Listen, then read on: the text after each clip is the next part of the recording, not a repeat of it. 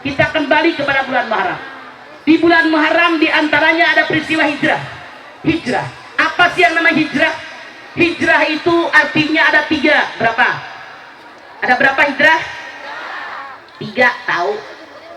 Hijrah artinya ada 3. Berapa? 3. 1. Hijrah itu meninggalkan perbuatan. Rasul bersabda, al-muhajiru man hajara ma nahallahu anhu. Orang yang berhijrah, orang yang meninggalkan perbuatan yang dilarang oleh Allah daripadanya.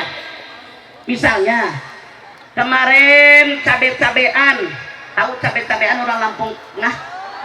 Apaan? Cablay. Ayah cablay di dia. Mana? Kemarin cabe-cabean, sekarang berhenti jadi terong-terongan. Beda tahu cabe sama terong, beda nggak? Misalnya kemarin kalau ngutang nggak pernah bayar, sekarang bayar. Misalnya kemarin kerjanya ngarumpi, ngomongin orang, sekarang nggak pernah ngarumpi. Ada yang suka ngarumpi? Banyak. Yang suka ngomongin orang? Banyak. Orang yang suka ngarumpi, ngomongin orang artinya kemasukan setan. Merasa gue lebih baik daripada orang lain. Semut di seberang lautan kelihatan, gajah di pelupuk mata nggak kelihatan. Hati-hati. Anda silakan lihat Al-Hujurat ayat 12. Ya ayyuhalladzina amanu ijtanibu katsiran minadh-dhanni inna ba'dadh-dhanni ismun wala tajassasu wala yaghtab ba'dukum ba'dhan ayuhibbu ahadukum ayyakula lahma akhihi maitan fakarihtumuh. Hai orang yang beriman, jangan suka berburuk sangka. Buruk sangka adalah dosa. Jangan satu dengan yang lain, jangan ngorek-ngorek kesalahan orang, jangan satu dengan yang lain saling menggunjing. Maukah kamu memakan daging bangkai saudara kamu yang sudah busuk? Pasti kamu jijik. Hadirin, hati-hati loh, nggak usah ngomongin orang. Ini mah kadang-kadang guru lagi nerangin, si anu kan anak, ngapain ngomongin laki orang? Emang laki lu udah bener belum? Ngapain lu ngomongin anak orang? Anakmu beres kagak? Ngapain lu pakai ngomongin rumah tangga orang? Lemah tangga lu udah pada bener belum? Orang yang rupi ngomongin orang kemasukan. Ayah di dia? Mana orang nangacu? Stop. Hijrah yuk sekarang. No, ngapain kalau kita gemah muharaman kalau tidak hijrah? Oke? 2. Yang namanya hijrah yang kedua yaitu meninggalkan pergaulan. Kemarin bergaul dengan orang tidak benar, sekarang bergaul dengan orang benar. Rasul bersabda, kalau kalian punya teman silahkan dengan siapapun kalian berteman, tapi kalau kalian bersahabat, kalian harus pilih-pilih sahabat. Diri kalian dinilai oleh orang lain tergantung dengan siapa kalian bersahabat. Hadirin, Rasul bersabda, kalau kalian bersahabat dengan tukang minyak wangi, walaupun tidak membeli minyak wangi, minimal mencium wangi minyak. Betul apa betul? Kalau kalian bersahabat dengan tukang las, walaupun tidak ngebantuin ngelas, bau asapnya kena. Iya apa iya? Makanya hati-hati bersahabat. Siapa dia? Orang baru pindah ke Kota Winangun. Orangnya bagaimana? Oh, dia mah rajin ngaji. Tuh, anaknya juga ikut sama Pak Ut. Tadi juga naik panggung di lapangan. Bagus apa bagus?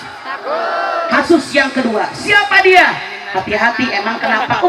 Sahabatnya Jablay yang di bawah pohon kelapa. Bagusan yang pertama, bagusan yang kedua. Jadikan aku yang pertama, bukan yang kedua. Ada yang pengen jadi yang kedua? Mana orangnya? Masya Allah. Yang pertama yang paling bagus, hati-hati. 3. Hijrah yang ketiga yaitu berpindah dari satu tempat ke tempat yang lain. Rasulullah Shallallahu Alaihi Wasallam 2 kali hijrah dari Mekah ke Taif. Ditolak oleh orang Taif, ternyata ditimpukin batu sampai kakinya berdarah, mukanya berdarah. Sejarah mengabarkan giginya copot 3. Jibril bilang, ya Rasulullah, aku angkat gunung ini untuk balikan kepada mereka yang jahat kepadamu. Rasul mengatakan, jangan Jibril. Kenapa? Kalau beriman kepadaku karena mereka belum tahu siapa aku. Mudah-mudahan turunan mereka beriman kepadaku. Ini pelajaran buat kita bahwa kita tidak boleh balas dendam. Karena apa? Ayyafu amman zalamaka, maafkan orang yang zalim kepada kalian.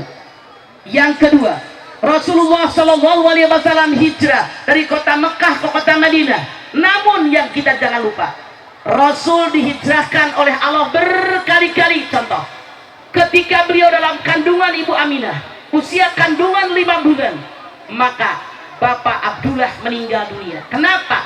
Sengaja oleh Allah. Kita lihat seorang ayah, kalau mereka si ayah ini punya anak laki-laki, pasti punya rencana, anak laki-laki saya akan jadi dokter, jadi pilot, jadi insinyur, jadi bupati. Iya apa iya? Pasti dia yang akan merencanakan, dia didik ke situ. Allah Subhanahu wa Ta'ala punya rencana hebat.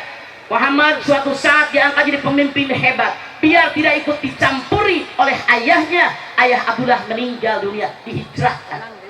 2. Ketika Rasulullah lahir ke alam dunia, yang menyusukan beliau bukan Ibu Aminah, ibu kandungnya, tapi Ibu Halimatus Sa'diyah, Ibu Halimah yang rumahnya di kampung Sa'diyah. Kenapa? Anda silahkan lihat.